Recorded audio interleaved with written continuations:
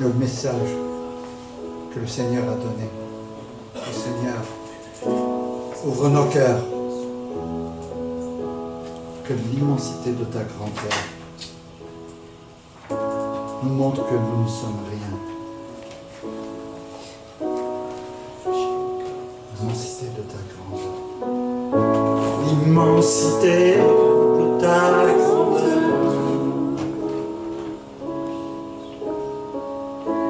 me montre que je ne suis rien.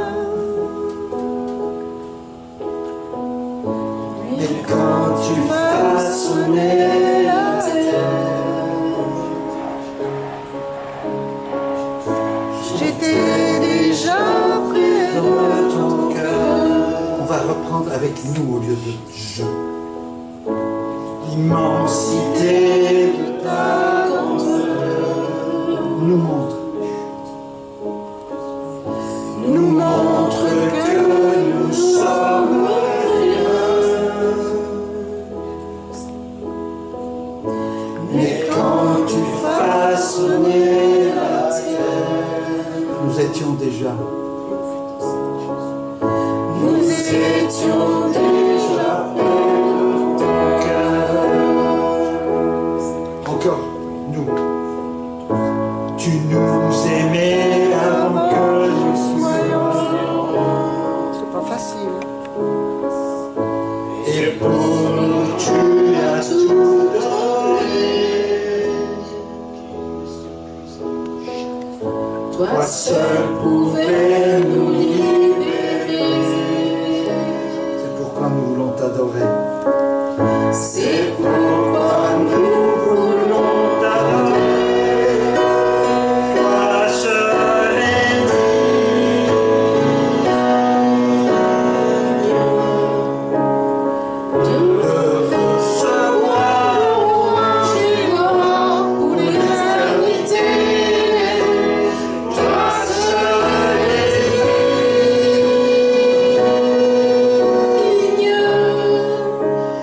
De recevoir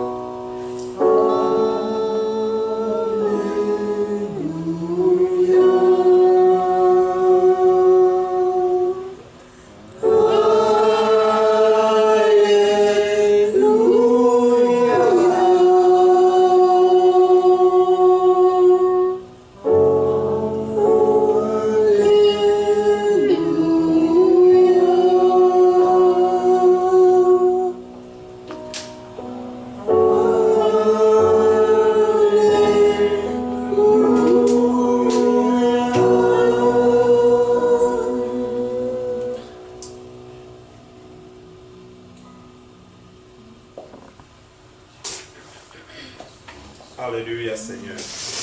Merci beaucoup. Il est lui seul digne de louange et de gloire pour l'éternité. Amen. Amen. Nous avons déjà prié. Nous allons continuer à prier dans nos cœurs. Et pour gagner le temps, nous allons partager la parole de Dieu. Et je vous invite à ouvrir vos Bibles. C'est vrai que ça peut s'afficher, mais c'est mieux qu'on lise aussi dans les Bibles. Et sur le fond, tu pourras souligner. 2 Chroniques, le chapitre 20, les 18 premiers versets, nous allons lire. 2 Chroniques, chapitre 20, les 18 premiers versets.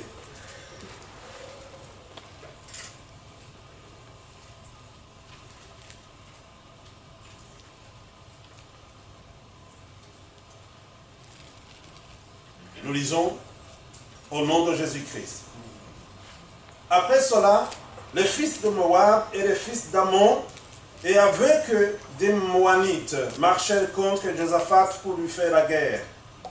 On vint en informer Josaphat en disant, une multitude nombreuse s'avance contre toi depuis l'autre côté de la mer, depuis la Syrie, et ils sont à Hatzaton Tamar, qui est en Égypte. Dans sa frayeur, Josaphat se disposa à chercher l'Éternel, et il publia un jeûne pour tout Juda. Juda s'assembla pour invoquer l'Éternel, et l'on vint de toutes les villes de Juda pour chercher l'Éternel. Josaphat se présenta au milieu de l'assemblée de Juda et de Jérusalem, dans la maison de l'Éternel, devant le nouveau parvis. Et il dit, Éternel Dieu de nos pères, n'es-tu pas Dieu dans les cieux, et n'est-ce pas toi qui domines sur tout le royaume des nations? N'est-ce pas toi qui as amené la force et la puissance, et à qui nul ne peut résister? N'est-ce pas toi, ô Dieu, ô notre Dieu, qui a chassé les habitants de son pays devant ton peuple d'Israël, et qui l'a donné pour toujours à la postérité d'Abraham qui t'aimait? Ils l'ont habité, et ils t'ont bâti un sanctuaire pour ton nom en disant, s'il nous survient quelque calamité, l'épée, le jugement, la peste ou la famine, nous nous présenterons devant cette maison et devant toi, car ton nom est dans cette maison. Nous crierons à toi du sein de notre détresse, et tu exauceras et tu sauveras. Maintenant, voici les fils d'Ammon et de Moab, et ceux de la montagne de Séhir, chez lesquels tu n'as pas permis à Israël d'entrer quand il venait du pays d'Égypte. Car il s'est détourné d'eux et ne les a pas détruits. Les voici qui nous récompensent en venant nous chasser de ton héritage, dont tu nous as mis en possession. Or, notre Dieu, n'exerceras-tu pas tes jugements sur eux? Car nous sommes sans force devant cette multitude nombreuse qui s'avance contre nous. Et nous ne savons que faire. Mais nos yeux sont sur toi. Tout Juda se tenait debout devant l'Éternel avec leurs petits-enfants, leurs femmes et leurs fils. Alors l'Esprit de l'Éternel saisit au milieu de l'assemblée Jassaziel, fils de Zacharie, fils de Benaja, fils de Jéhi, fils de Matania, lévite d'entre les fils d'Azaph. Et Jazaël dit, soyez attentifs, tous Juda et habitants de Jérusalem, et toi, roi Josaphat. Ainsi vous parle l'Éternel. Alléluia. Ne craignez point et ne vous effrayez point devant cette multitude nombreuse, car ce ne sera pas vous qui combattrez, ce sera Dieu. Demain, descendez contre eux. Ils vont monter par la colline de Tite, et vous les trouverez à l'extrémité de la vallée, en face du désert de Jéruel. Vous n'aurez point à combattre en cette affaire. Présentez-vous, tenez-vous là, et vous verrez la délivrance que l'Éternel vous accordera. Juda et Jérusalem, ne craignez point et ne vous effrayez point. Demain, sortez à leur rencontre et l'Éternel sera avec vous. Josaphat s'inclina le visage contre terre, et tout Juda et les habitants de Jérusalem tombèrent devant l'Éternel pour l'adorer. Amen. Amen. C'est ça la parole du Seigneur. C'est le texte. C'est aussi une histoire très, très intéressante quand on est en train de voir ce que Dieu fait avec son peuple. Ici, l'histoire commence avec le chapitre 17, 18, 19. Mais ici, au chapitre 20, c'est la victoire que Dieu donne à Josaphat parce qu'il a eu vraiment l'amabilité et le temps de chercher l'Éternel pendant cette difficulté. Le thème de notre méditation cet après-midi, c'est « N'aie pas peur, ne craignez point, ne sois pas effrayé. Le combat n'est pas tien, il est pour Dieu. » Cette histoire, c'est entre deux rois. Le roi qui s'appelle Akab et le roi Josaphat. Le roi Akab était le roi de la partie nord, la partie nord, le royaume d'Israël. Et le roi Josaphat, il est le roi de la partie du sud, le royaume de Juda. À ce moment, ce royaume était divisé donc en deux. Le royaume tout entier du peuple d'Israël, il est divisé en deux royaumes, Jérusalem et Juda. Mais on connaît Akab comme un mauvais roi et un mauvais roi parmi son peuple. Il n'a jamais consulté Dieu et il n'a jamais incité le peuple à chercher Dieu. Depuis, il n'y avait pas même de relation des deux. Mais pas l'erreur. Et c'est vrai, c'est une erreur qu'a fait Josaphat. Il s'est allié au roi Akab après que Dieu l'avait béni, après qu'il venait de recevoir beaucoup de richesses et beaucoup de gloire. Il va faire une erreur. Il va se joindre ou s'allier avec le roi Akab. Il a rendu visite même. Et lorsqu'il est arrivé chez lui, le roi Akab a fait un grand festin. Il lui a offert de bœufs et de vaches. Non, ils ont fait d'abord à manger avec tout son peuple qu'il avait. Et lui a offert un grand festin.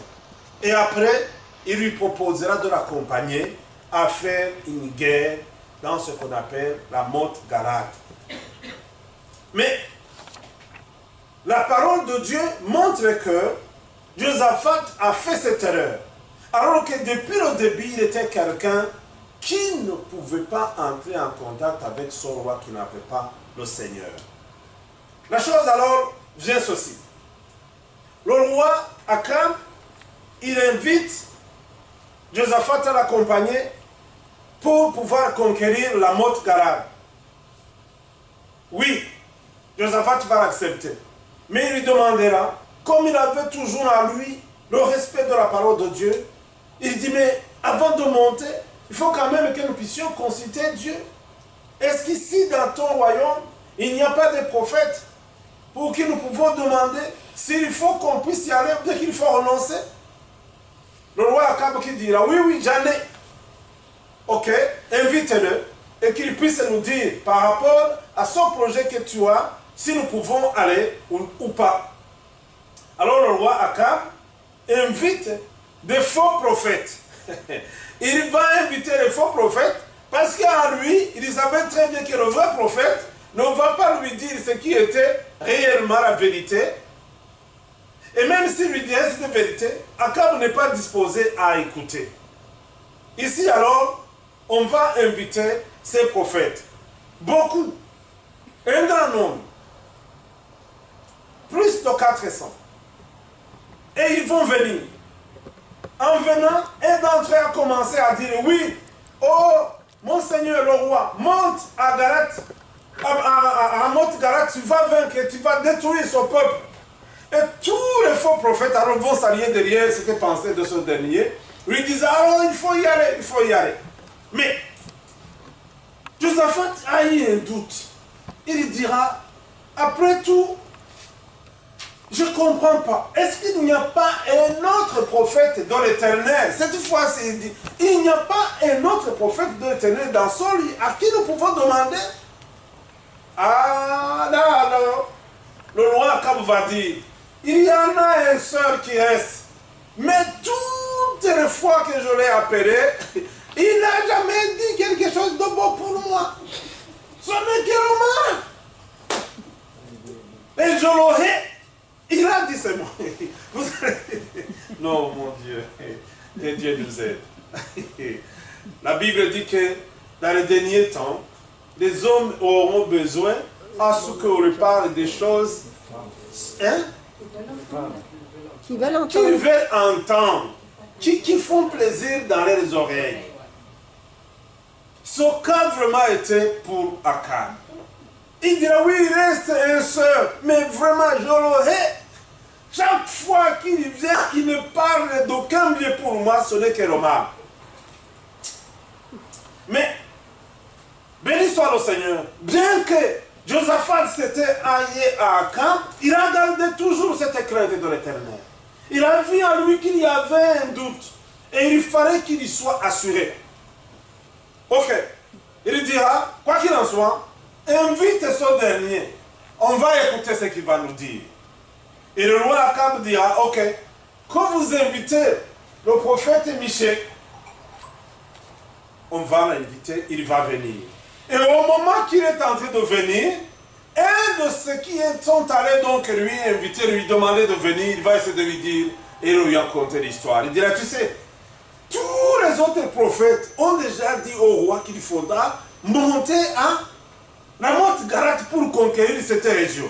S'il te plaît, il faut que toi aussi tu ailles dans la même lignée et que tu lui dises la même chose. Alors maintenant Dieu qui regarde et dit, ok, mais je te dis, tout ce que l'Éternel mettra dans ma bouche, il faudra que c'est ça que je dise. Amen. Amen.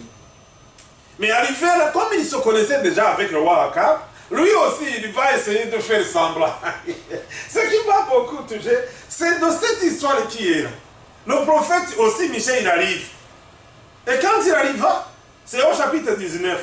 Mais non, au chapitre 18. Il arrive, et le prophète, plutôt le roi Akab, qui est assis sur son trône, habillé de ses habits de roi avec le roi Josaphat, lui dit, alors, serviteur de Dieu, prophète Michée, est-ce que nous pouvons monter pour que je puisse conquérir la main? Il dira, mon seigneur le roi, il faut que tu ailles, tu vas vaincre, et tu détruiras cette ville et tu reviendras sans problème. Mais le roi aussi, Akab, l'esprit de Dieu lui touche, il dit, hé, jusqu'à quand toi tu continueras de me tromper? Jusqu'à quand? Il lui dit, tu veux que je te dise la vérité?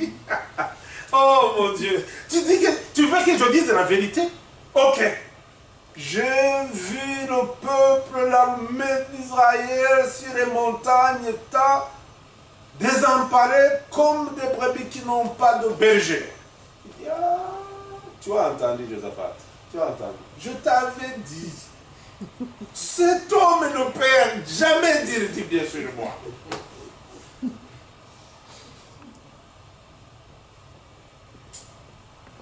Mais Josaphat lui dit, alors, qu'est-ce qu'on va faire? Le roi Akab dit, écoute une chose. Cet homme, il dit toujours du mal contre moi. Je le donne qu'on l'envoie en prison. Il est dit au verset 15. Non, pas verset 15. C'est verset 25. Verset 25, chapitre 19. Non, 18. Le roi d'Israël dit, prenez Michée et amenez-le vers Amon, chef de la ville, et vers Joas, fils du roi. Vous direz, ainsi parle le roi, mettez cet homme en prison et nourrissez-le du pain et de l'eau d'affliction jusqu'à ce que je revienne en paix. Et Michée dit, si tu reviens en paix, regarde cet homme, le prophète qui défie le roi en face, si tu reviens en paix, l'Éternel n'a point parlé par moi. Il dit encore, vous tous, peuple, entendez. Soyez témoins. C'est pas fort ça? il dit devant le roi, je t'ai dit ce que l'Éternel vient de me dire. J'ai vu que vous étiez indépendables, que vous étiez foutus, que la guerre a été contre toi, que tu ne vas pas vaincre. Et l'Éternel me parle de te le dire. Et tu me dis qu'on m'envoie en prison et qu'on me donne du pain et de l'eau d'affliction. Donc jusqu'à ce que tu trouves que j'ai maigri, j'ai fait quoi? Et toi tu vas rentrer en paix. Je te dis, si tu rentres en paix, moi Michel, l'Éternel n'est pas parlé par moi. Et vous tous le peuple, soyez témoins, entendez. Si vous allez lire la suite, il n'est pas rentré. Il est mort. Le roi Akab est mort dans la guerre. Et la mort fut même terrible.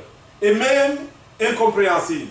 Au moment où on est en train de suivre le roi Josaphat, parce que c'est le roi Josaphat qui était monté en tenue de roi, lui-même. Mais l'autre Akab s'était déguisé. Comme quoi on ne va pas le connaître. Oh, le roi de la Syrie avait dit, écoute mon armée, vous verrez, vous regarderez très bien si vous voyez seulement le roi Akab, le roi d'Israël. Prison de Jérusalem, celui que vous allez tirer, c'est tout, c'est lui que je vous demande.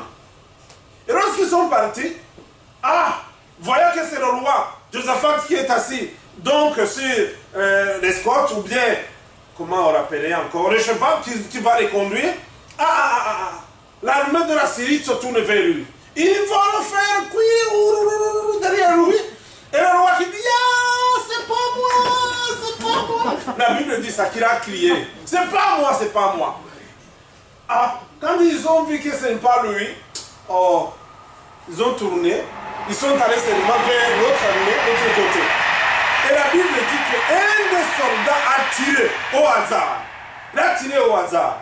Mais la flèche est allée en faisant des zigzags, laissant même les autres, jusqu'à ce qu'il est allé vers le roi Akab.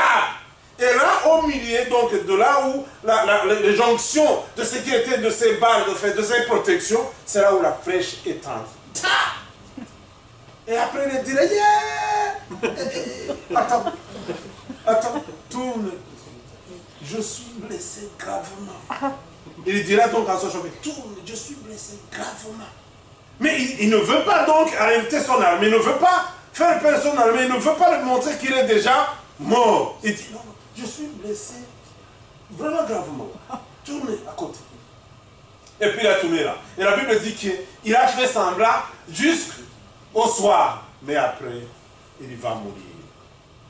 Alors, c'est au moment où Josaphat est rentré.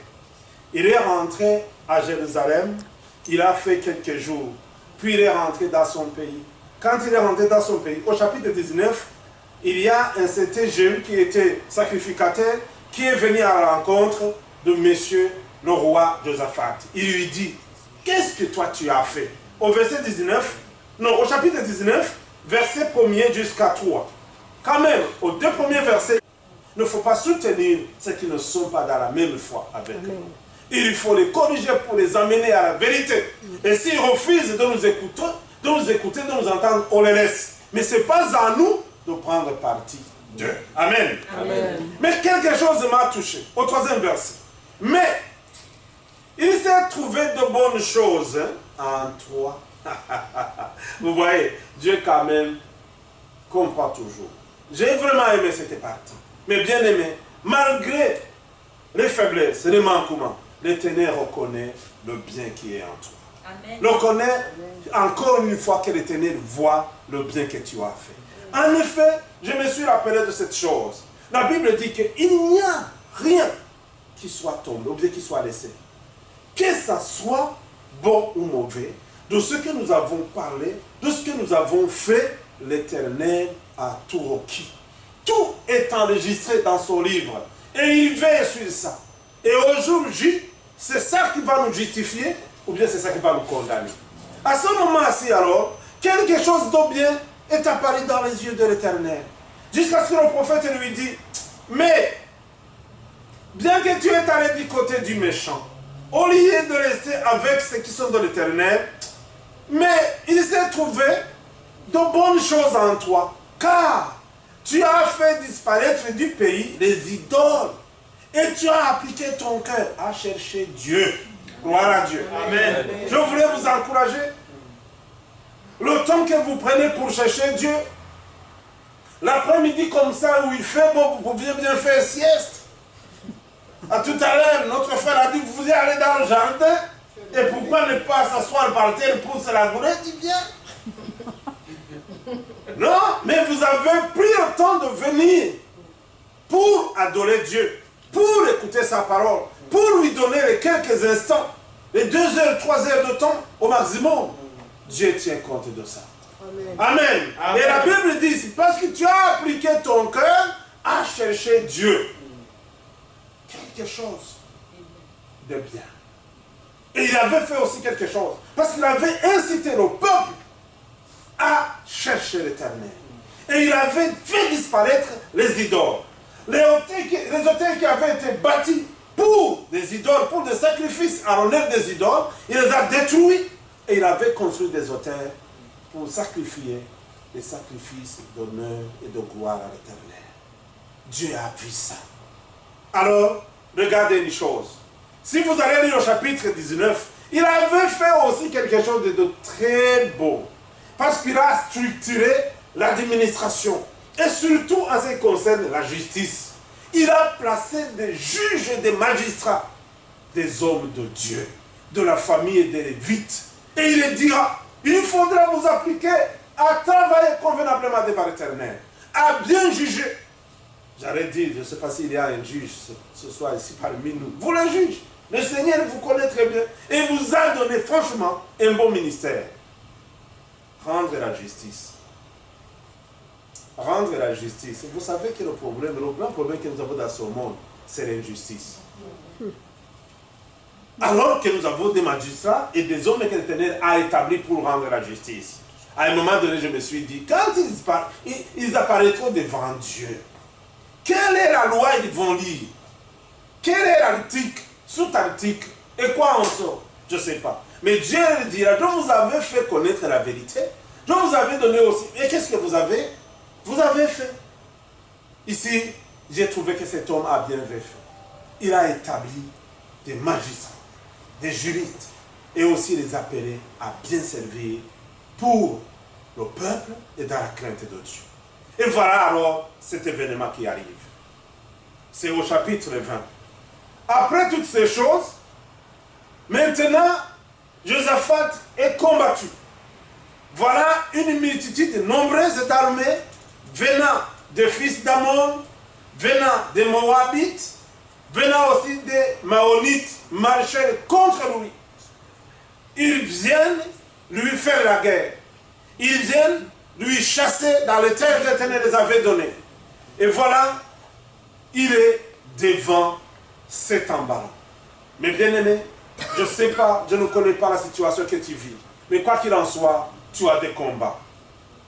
Peut-être plus de 3 catégories ou de 3 groupes. Comme ici, nous voyons Josaphat qui était attaqué de 3 groupes qui formaient aussi une multitude nombreuse. Je ne sais pas, peut-être que tu es seulement combattu d'un seul côté. Mais quoi qu'il en soit, béni soit l'Éternel pour quiconque cet après-midi n'a pas de combat. Mais pour toi qui as les combats, courage. Nous voyons que l'Éternel se rappelle de ce qu'il appelle à son nom et ce qui demande secours. Qu'est-ce qui s'est fait? Lorsque Josaphat fut informé que voilà, les conseillers de guerre viennent lui dire, tu sais, nous sommes attaqués. Une multitude d'armées venant de la Syrie viennent contre nous. Que faire? Oh, que faire? Comme nous sommes attaqués, comme toi aussi tu es attaqué, que faire? Lorsque tu sais que tu es dans l'attaque, que déjà des flèches sont lancées vers toi, qu'est-ce que tu fais? Voilà Josaphat est l'exemple. Un roi qui comprendra très bien que, bien qu'il a une armée, il a des généraux, il a des colonels, il a des commandants de brigades, des généraux de brigades, je ne sais pas, les différentes catégories. Mais la Bible nous dit qu'il avait placé dans les différentes grandes villes une armée. Mais il n'a pas tenu compte de la disposition des armes qu'il a, mais il s'est rappelé qu'il n'a pas de force. Il ne peut rien faire. Cette histoire, quand j'ai réalisé et cette parole, je suis entré sur la France. Je suis en train de regarder sur les États-Unis. Je suis en train de regarder sur les grandes puissances de ce monde. Je suis en train de regarder sur la Corée du Nord.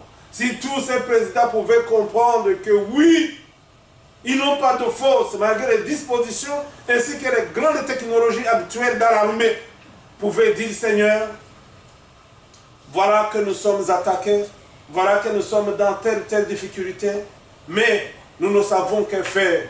Nous n'avons rien.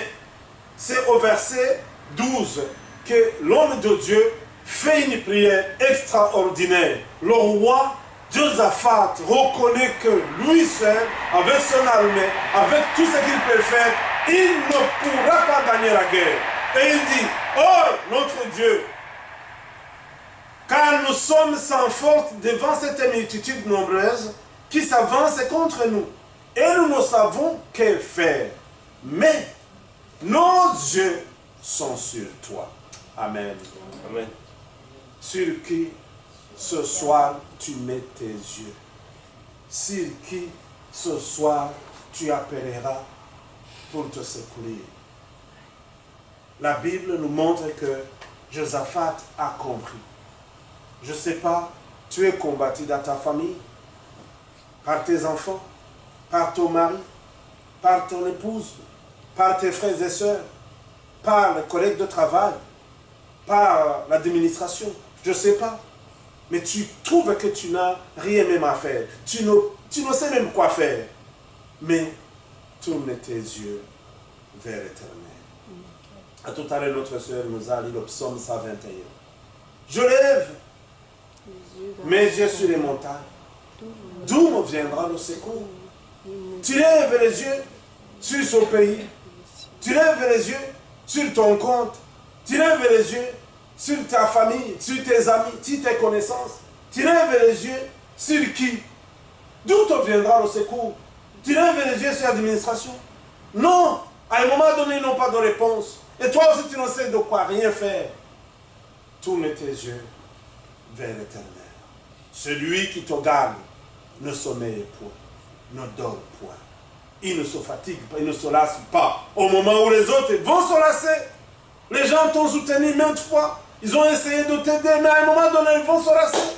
Mais l'Éternel ne se lasse pas. Amen. Amen. Il est toujours disposé et disponible pour toi et pour moi et pour nous tous. C'est à ce moment alors que Josaphat trouve quelque chose de force et il appelle tout Juda, tout le peuple de Juda, et même ceux qui étaient de Jérusalem qui habitaient là, il les amena à prier, à jeûner devant le Seigneur. Il a pris un moment de jeûne et tous ont accepté. La Bible dit quoi? Il était au verset 13. Tout Juda se tenait debout devant l'Éternel, avec leurs petits-enfants, leurs femmes et leurs fils. Tout le monde. Mais bien aimé, le temps que nous vivons sont difficiles. Il est temps que nous rassemblions nos familles. Il est temps que lorsque tu dois prier, avec le danger qui est devant toi, en ce qui concerne ta vie personnelle, ta vie de famille, ta vie de travail, on doit finalement invoquer toute notre maison. Appeler tes enfants, ton épouse et ton mari. Vous vous mettez devant Dieu. Seigneur, nous sommes là, avec son danger, avec son problème, avec son combat. Nous ne pouvons pas. Nous ne savons même pas sur quel pied danser. Mais nos yeux sont sur toi. Décrétez même un moment de jeûne et de prière où vous allez rester ensemble. Je ne sais pas à quel moment, mais cherche, parce que ça se voit que l'Éternel est attentif à ce qui cherche son nom. Alors, au moment de la prière, au moment qu'ils sont là, l'Éternel des hauts des cieux entend et il répond. Par un certain Jazachiel, ça m'est difficile de prononcer son nom. Jacaziel. Le Saint-Esprit survit d'un coup sur ce prophète, cet homme de Dieu, et il annonce une parole de connaissance. Il annonce une parole de réponse. Il vient pour soulager tout le peuple et le roi Josaphat en premier. Il dit, écoutez, au verset 15. Soyez attentifs, tout Juda et habitants de Jérusalem, et toi, roi Josaphat, et ainsi vous parle l'Éternel. Amen. Ainsi vous répond l'Éternel. Ne craignez point et ne vous effrayez point devant cette multitude nombreuse. Je voudrais dire à qui que ce soit cet après-midi, à toi ma soeur, à toi mon frère, ne craignez point et ne soyez pas effrayés. Parce que l'armée ou la guerre qui est devant toi, le combat qui t'afflige est tellement grand et toi tu ne sais quoi même faire. Mais ne crains point et ne sois pas effrayé devant cette multitude nombreuse. Car ce ne sera pas vous qui combattrez, ce sera Dieu. Autrement dit, car le combat n'est pas à toi, il est à Dieu. C'est pas toi qui vas te combattre, non. C'est pas toi qui vas t'enrôler, non. C'est Dieu lui-même qui se charge de combattre pour toi, qui se charge de te défendre, qui se charge de te délivrer de l'ennemi. Mais toi, n'ayez pas peur. Ne sois pas dans la crainte. Ne sois pas effrayé. Sois dans la paix. Calme, tranquille. Et je vais vous dire, ce qui nous dérange beaucoup, c'est le stress, le tremblement, la pensée. Oh, qu'est-ce que je vais faire? Mon Dieu, je ne crois pas. Parce que la plupart des fois, on essaie de trouver des solutions autour. Mais tu trouves finalement que ces solutions ne viennent pas. Et alors tu vas faire quoi? Et c'est là que Dieu t'attend à ce que tu puisses dire, oui, Aïsalenda, je laisse, j'abandonne tout. Hier, j'ai entendu encore ce chant, vraiment que j'avais l'habitude d'entendre, mais ça m'a amené ailleurs. Je te donne tout. C'est quoi encore? Tout est à toi. Tout à toi. Est-ce que c'est vrai? Je te donne mon cœur. Il n'en m'appartient plus. Ce que j'ai de meilleur, tout est à toi, Jésus. Et dis, me voici. Prends mon cœur, prends ma vie, je te donne tout. Me voici. C'est comme ça? Me voici. Je te donne tout. Tout est à toi. Tout à toi. Mais il était arrivé quelque part, je suivais, il me dit que c'est que j'ai de meilleur. Imparfait d'honneur, imparfait de valeur. C'est l'offrande de mon cœur. C'est ça. C'est ce qui m'a beaucoup touché. Je ne veux pas encore entrer dans la réalisation de ce parfait de bonne odeur que l'Éternel peut recevoir. C'est le cœur. Imparfait de valeur. C'est l'offrande de mon cœur que je te donne. Alors lorsque tu es disposé, lorsque tu dis que Seigneur, tout ce que j'avais comme solution, tout ce que j'avais sur le compte, tout ce que j'avais sur ma pensée, de résoudre tel autre problème, je l'amène vers toi. Et ce que j'ai de valeur, de meilleur, de parfait d'honneur que je peux te donner, c'est mon cœur. Me voici, je te le donne. Ce chant m'a amené dans une autre situation. J'étais finalement en train de pleurer à genoux, je me suis retrouvé par terre. Je te donne tout. C'est lorsque on est réellement disposé à tout donner au Seigneur que Dieu lui dit, tu as compris. Maintenant, c'est moi l'Éternel qui veille sur toi. La plupart des fois nous disons, oui Seigneur, veille sur moi, veille sur ma vie, veille sur ma famille. Mais apparemment, ça n'a pas été en profondeur. Ce fut vraiment des paroles de prononciation seulement. Je ne sais pas si vous, ça vous arrive de ça. Mais je vous le dis, lorsque vous allez retrouver autrement et qu'une visitation du Saint-Esprit sera pour vous, vous allez trouver que c'est différent de ce que vous disiez auparavant. Et lorsque le Seigneur voit alors que nous ne sommes plus de nous-mêmes, que nous voulons dépendre de lui, là il interruption.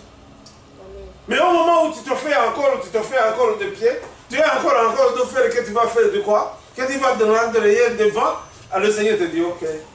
Essaye. Essaye. Tu verras. Mais quand tu seras donc fatigué, que tu ne vois plus d'issue, et que tu viendras vers moi, et que je vois que ton cœur réellement me dit que oui, je ne sais même quoi faire, mais mes yeux sont sur toi. Ok, c'est le moment. Et c'est là où tu vois que le Seigneur te touche. Bien sûr, il le fait même avant qu'on arrive là. Il le fait parce qu'il nous aime. Dans sa grâce, il ne veut pas que nous soyons perturbés. Mais la plupart des fois, quand tu t'abandonnes complètement à lui, là il intervient. Le Seigneur a pu faire pour cet homme de Dieu.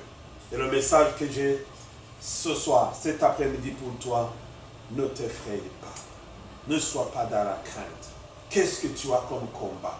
Quelle est la multitude nombreuse qui t'attaque? Dieu la voit. Est-ce que tu es disponible à dire comme Josaphat? Nous savons quoi faire, mais nos yeux sont sur toi. C'est à ce moment que l'Éternel lui dira, n'ayez pas peur. Ne craignez pas. Demain au contraire, descendez contre eux. Ils vont monter par la colline de Tite et vous les trouverez à l'extrémité de la vallée en face du désert de Jéruel. Vous n'aurez pas à combattre en cette affaire. Alléluia. Je voulais te dire, mon frère, ma soeur, tu n'auras pas à combattre en cette affaire. Mais seulement présente-toi. Dispose-toi. Tu dis, Seigneur, je suis là, dans cette affaire, dans ce dossier, dans ce domaine. Je ne sais rien faire, mais je viens te demander secours. Interviens toi-même. Et Dieu qui dit, vous n'allez même pas combattre dans cette affaire. Pourquoi tu veux combattre alors que tu n'as pas d'armes? Comment tu veux combattre alors que tu n'as pas de force? Comment tu veux combattre alors que tu n'as pas de solution? Pourquoi ne pas lui laisser la place? Je te conseille ce soir, par la parole de Dieu et par la compassion du Saint-Esprit, ne crains point, ne t'effraie point. Le combat n'est pas à toi. Donne-le lui. Il est disposé à te délivrer. Et il dira, vous verrez, alors présentez-vous, tenez-vous là. Oui, il y a quelque chose à faire. Le Seigneur ne veut pas que tu sois seulement dans ton lit, tu dors, tu restes. Non, il veut que tu te présentes. Il veut que tu lui sollicites. Il veut que tu sois là. Oui, manifeste-toi. Frappez, on vous ouvrira. Cherchez, vous trouverez. Demandez, vous recevrez. Mais le Seigneur ne veut pas que tu sois là, les bras croisés. Parce qu'il les a demandé. Malgré que vous n'allez rien faire, présentez-vous. Présentez-vous, descendez. Et il les a dit même comment ils vont faire et comment ils vont les rencontrer. Mais là, mettez-vous là et vous verrez la délivrance que l'Éternel vous accordera. Juda et Jérusalem, ne craignez pas, il les a dit 2 fois. Je le répète 2 fois aussi. Ne craignez point et ne vous effrayez point. Demain, sortez à la rencontre et l'Éternel sera avec vous. Amen. Amen. Demain, cette semaine, sors à la rencontre de la réponse de l'Éternel. Sors et cherche. Fais ce que tu dois faire et qui revient à toi. Et le Seigneur ne manquera pas de faire la partie qui lui revient. Amen. Amen. Amen. Et vous verrez quand Josaphat a reçu cette réponse, il s'est incliné le visage contre terre, disant gloire à Dieu. Alléluia. Il faudra aussi que lorsque le Seigneur nous exaucera, que nous puissions lui donner gloire. Qu'on vienne dire merci Seigneur, tu as exaucé, tu as répondu. Amen. Amen. Je ne vais pas continuer la partie suivante. Vous allez pouvoir la voir. Ce qui s'est passé, c'est que après, il a arrangé les chantres. Les premiers qui ont été devant, c'était le groupe de louanges et d'adoration. Ils sont allés en chantant. Chantez l'Éternel, parce que sa bonté dure à jamais. Amen. Amen. Nous allons chanter nous aussi. Nous allons nous mettre debout. Nous allons prier pour cette parole. Et que chacun vraiment puisse dire à son Dieu, Seigneur, voilà, j'ai des combats, j'ai des obstacles, j'ai des difficultés. Je ne sais pas comment faire, mais mes yeux sont tournés vers toi. Je ne manquerai pas aussi de vous inciter à toujours méditer le psaume 32, verset 8. Vraiment, le Seigneur m'a toujours parlé avec ces paroles. Ah ouais?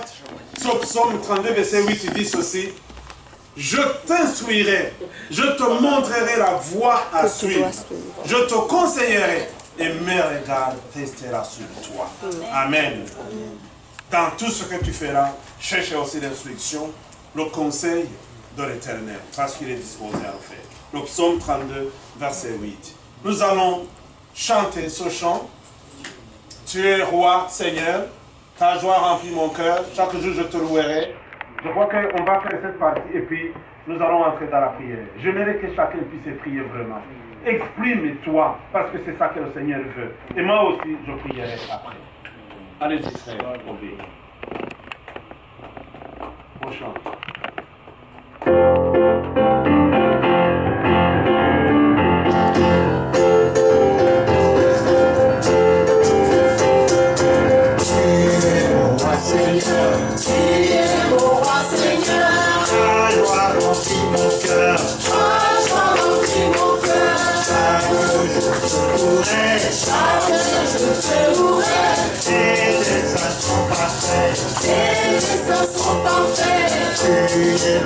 Seigneur, tu es le seul Seigneur, ta loi fait mon bonheur, ta loi fait mon bonheur, que ton règne s'établisse, ta volonté s'accomplisse, gloire à toi l'agneau, tu